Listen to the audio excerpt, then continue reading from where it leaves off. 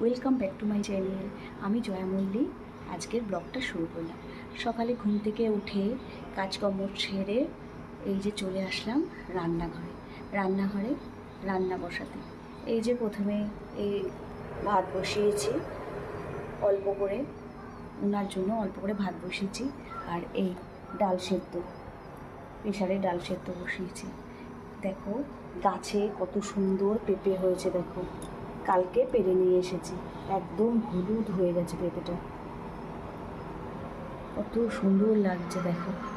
এদিকে বাজার মাছ ছিল, তাই এই যে রেখেছি মাছ, যেহেতু রাত্রে খাই না, শুধু দুপুরের জন্যই, ওই জন্য বেশি মাছ রাখিনি। আর এই যে চাল ভেজানো রয়েছে, ভাত বসাবো, দুপুরের ভাতটায় বসাবো। সকালে ছেলের পড়া আছে, তাই পড়তে নিয়ে গেছিল। আসার সময় একটু পুঁইশাক আর কুমড়ো নিয়ে এসেছে।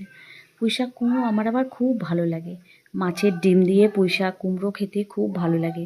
পুঁইশাকগুলোও ছিল খুব টাটকা, খুব সুন্দর।